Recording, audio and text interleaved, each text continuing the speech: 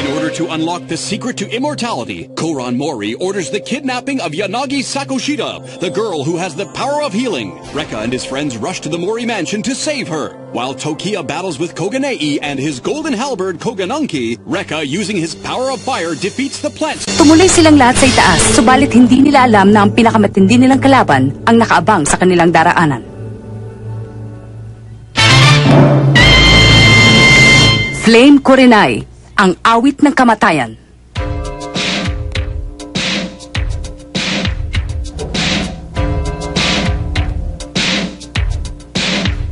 Rekka, aalis ka sa palasyong ito na isa ng bangkay.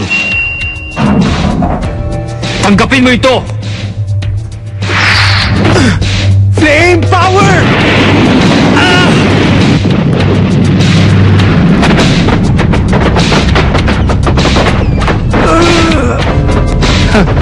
Mahina ka pa rin. Tumigil ka! Hindi ako patatalo sa isang katulad mo! Ngayon, tingnan natin ang lakas mo! Yeah!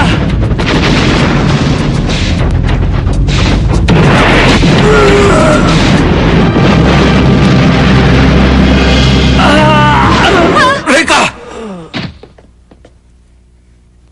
Nararamdaman ko pa rin ang aking galing. Huwag ka magbuhat ng sarili mong bangko. Mabuti pa! Tapusin na natin yan! 3 tayo laban sa kanya. Hindi mananalo yan. Kawawa ka naman. Hindi ko inaasahan na ang kanyang kapangyarihan ay magiging kasing lakas ng sa akin.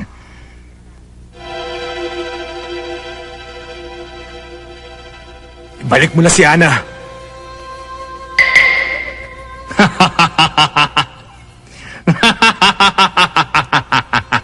Ano kayang nakakatawa? Pag ako nainis, tatanggalin ko na yung maskarang yan. Tumigil ka. Ikaw ang makinig sa akin ngayon. Naalala mo pa ba kung saan mo nakuha ang sugat mo? Sa iyong pisngi. Matagal na panahon na rin na mangyari yan. Ano bang pinagsasabi ng matagal na panahon na? Unti-unti, pinapakita na niya sa amin ang tunay niyang katauhan. Rekka, hindi tayo bahagi ng kasalukuyang panahon.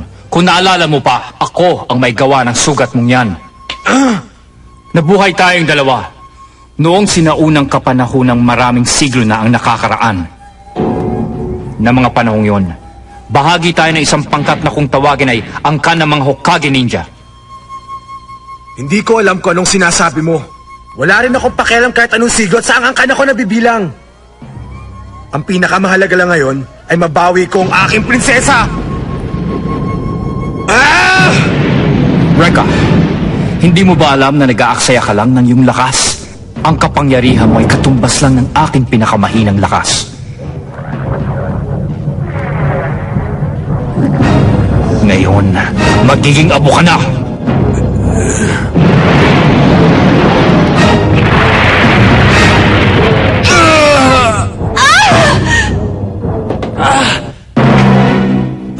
Binubusan niya ang kanyang lakas. Binubuhos? Nagpapatawa ka ba? Sa tingin mo ba, Rekka, binubuhos ko na ang aking buong lakas?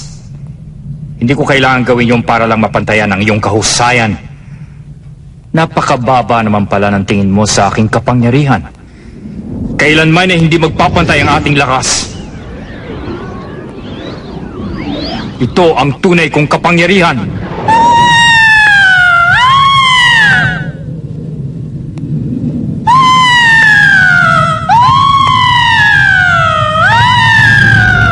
Siya si Kurenai. Huh? Kurenai?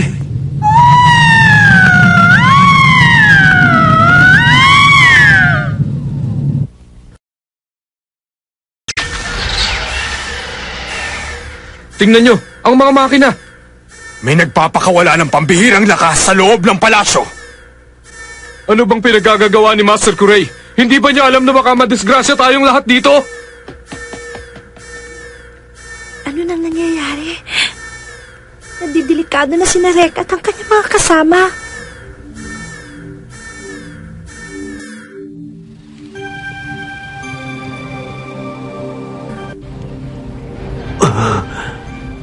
Nakakakilabot. Pero ang ganda. Ang kanyang apoy. merong buhay. Ang tunay na kapangyarihan ng isang Hokage ninja ay hindi nakasalalay sa kanyang kakayahang makalikha ng apoy. Dahil ang enerhiya na dumadaloy sa katawan ng isang kasapi sa angkan ay sapat na upang makalikha nito, hindi na rin kailangan pang gumamit ng mahiwagang sandata para dito. Ang kakayahan na yan ay likas na namamana ng sinumang may dugo ng angkan ng Hokage. Ang tunay na kapangyarihan ng isang Hokage ninja ay nakasalalay sa pagpapalawak ng likas na kapangyarihang ito upang maggamit sa kahit na anong paraan na iyong naisin. Bibihira lamang ang may taglay nito at isa na ako sa mga yon. Iba-iba rin ang kulay ng apoy na naglalarawan sa nilalaman ng iyong puso at kalooban. Maitim na apoy at taglay ko ang kanyang kapangyarihan. Meron ding pulang apoy, mayroong asul na apoy. Natapat ka sa pinakamahinang uri. Kurenai, ipakita mo sa kanila ang bangis ng iyong kapangyarihan.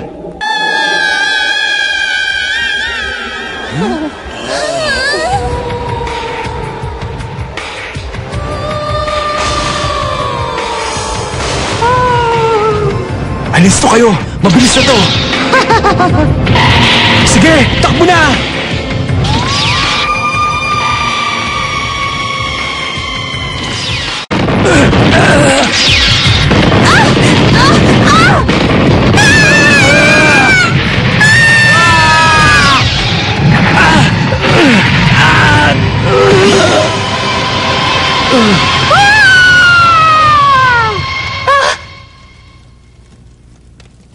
Tagalig tayo. Hindi bata sa labanan. Lagot ka sa akin. Antayin mo ako makahanap ng tubig, kundi tapos ka! Kuya, anong mangyayari sa atin ngayon? Mamamatay na tayo! Makikita mo.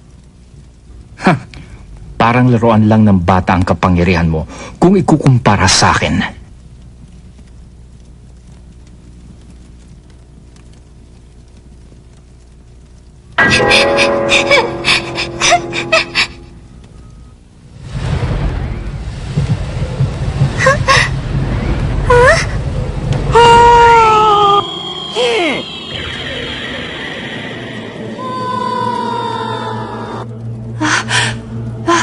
Si Lola!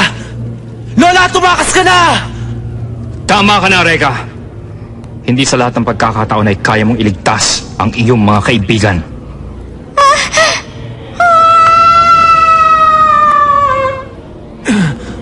Lola, lumapit ka sa akin. Masala ka, kailangan pagbayaran mo yan ng iyong buhay. Sa ngayon ay wala ka ng silbi para sa akin. Wag po! Lola!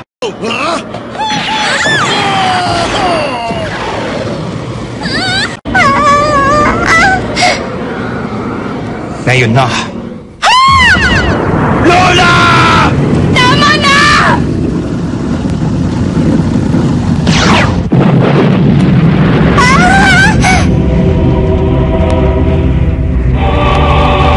Reka!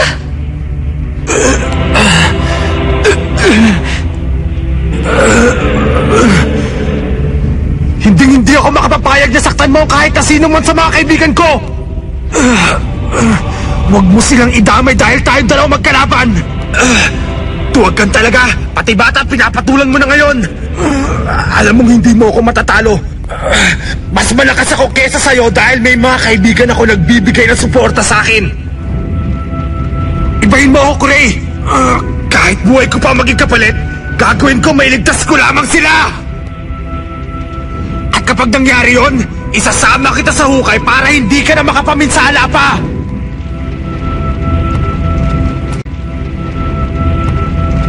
Tapos ka na ba? Kurenai, dalhin mo sa kanyang hukay ang makatang yan.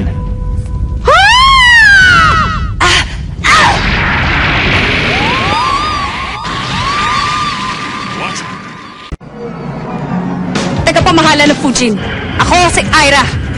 Isa sa mga kaibigan ni Reka.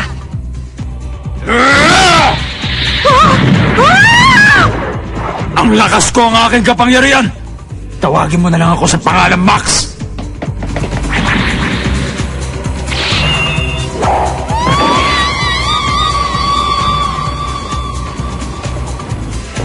Dylan? Napadaan lang ako eh. At napansin ko na nangangailangan kayo ng tulong. Kaya nandito ako. Humihina na siya. You're only antagonizing Kurenai. Flame power!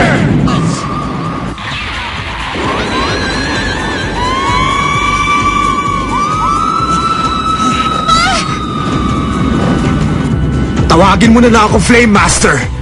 Ako si Reka Hanabishi. Laban na!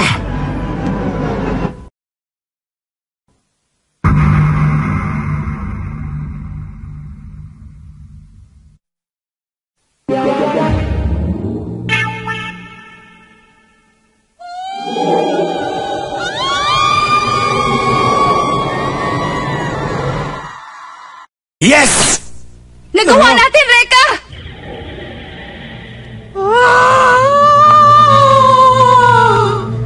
Anong? Bakit hindi siya namamatay?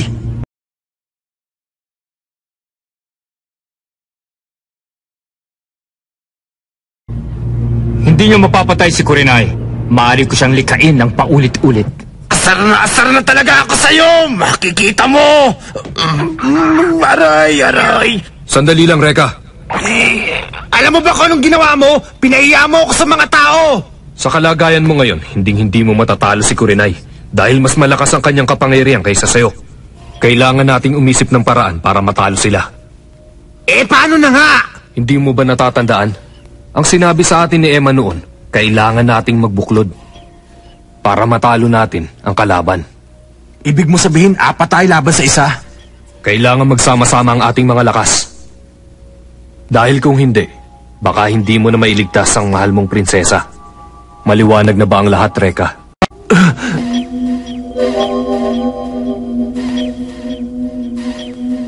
Payag na ako. Ngayon, kahit paano'y may pag-asa na tayo na manalo laban sa kanilang malakas na puwersa. Ano pang hinihintay nyo? Tapusin na natin ang alalay ni Kuray! Atakihin natin ang sabay-sabay si Kurenai! Hindi si Kurenai ang dapat nating tapusin. Kung hindi si Kuray. Tayo na! Laban! Okay! Na naman, wala talagang kadala-dala. Sa bagay para lamang akong naglalaro nito. Kurenai, sugurin mo ang pinakamalakas sa kanilang 4. Ha! Ngayon din! Kung ganun, si Reka pala ang pinakamalakas sa kanilang 4. Naririndi na ang tenga ko sa'yo, ha?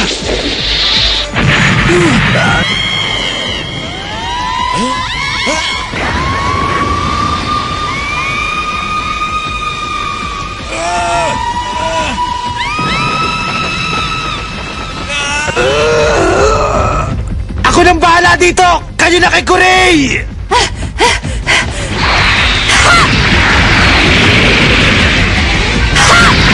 Ikaw pala ang gumagamit ng kapangyarihan ng hangin. Wala. Inaamin ko, napahanga niyo ako sa inyong lakas. Pero kahit magsama-sama pa kayo, hindi niyo ako matatalo. Si Reka ay kasulukuyang nililigpit ni Kurenai. At kapag wala na siya, lalong hindi kayo mananalo pa sa akin. Tumigil ka!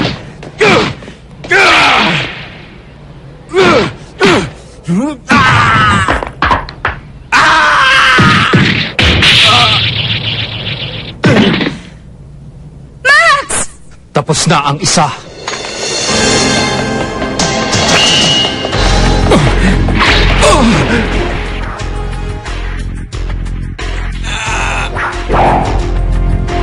Nagkamali ako.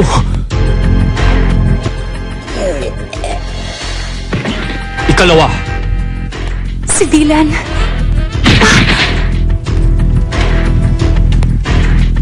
Reka! Habang nababawasan kayo ay nababawasan din ang inyong pag-asa. Wala kayong laban sa akin.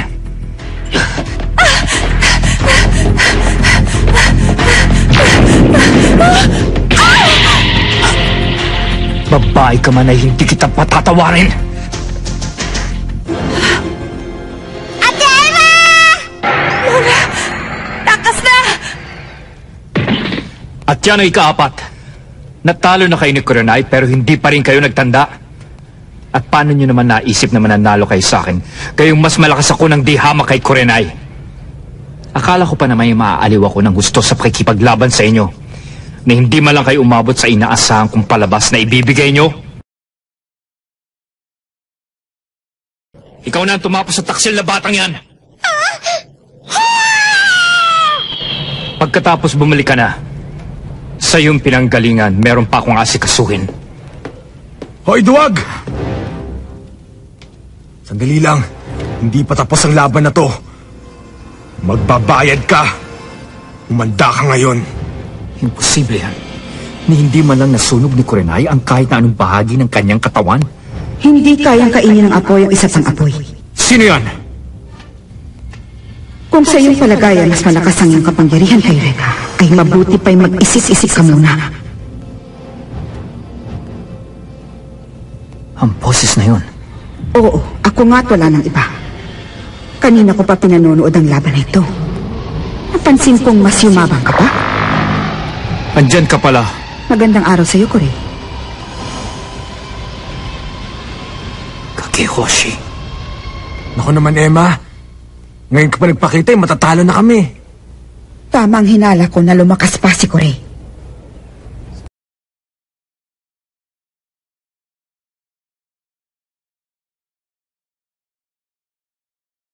Silang dalawa ang dapat mong pakaingatan. Mahirap talunin. Hindi pa rin ako natatakot harapin sila. Sandali lang. Huwag mo akong pakialaman. Mapapaliwala lahat ang pinaghirapan mo. Kung pipilitin mo makipaglaban ngayon sa kanila, isasakripisyo mo pa rin bang buhay mo kahit na alam mong wala ng pag-asa? Itutuloy pa rin niya. Emma, ikaw nang bahala sa kanilang lahat. Lalo na sa aking prinsesa. Ngayon, ituloy na natin ang laban! Katulad siya. Katulad siya ng kanyang ama. Lumalaban pa rin kahit wala ng pag-asa. Reka! Alisin mo ang gasa sa iyong braso! Ha? Ang gasa sa aking braso? Pero bakit? Para pakawalan ang kapangyarihan mo. Pakawalan? Ang gasa na yan o armband ang nagkukulong sa iyong kaloob-loobang kapangyarihan. Napakalakas na kapangyarihan. Isang hindi kapani-paniwalang uri ng kapangyarihan. Ito ay lubhang mapanganib para sa iyo at kung hindi ka mag-iingat, maaari kang tupukin ang sarili mong apoy. Subalit hindi ko pwedeng ipagkait ang tunay mong lakas. Ikaw lamang ang makapagpapatunay ng iyong kapangyarihan.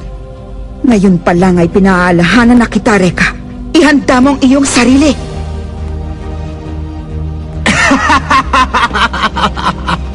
Yun naman pala eh. Ang tagal-tagal ko nang iniisip kung para saan ito. Sige!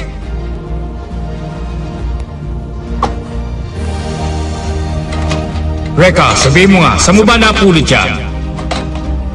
Ang tatay naman makakalimutin! Hindi ba baby pa lang meron na ako nito? Hindi ko nga alam kung para saan to eh! Ngayon alam ko na. Lalabas na ang tunay kong kapangyarihan. Pakihawak sandali! Flame power!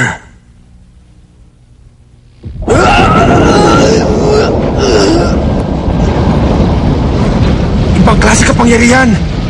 Ang nararamdaman ko sa aking kamay! Ngayon lang ako nakakita ng ganito. Kakaiba siya.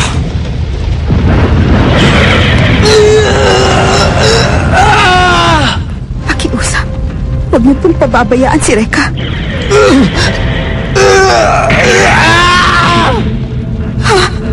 Kuya Reka!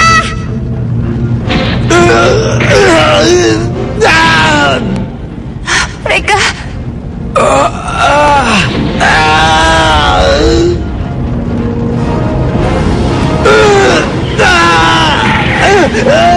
Napakasakit! Dumating na ang pinagmula ng kapangyarihan ni Reka.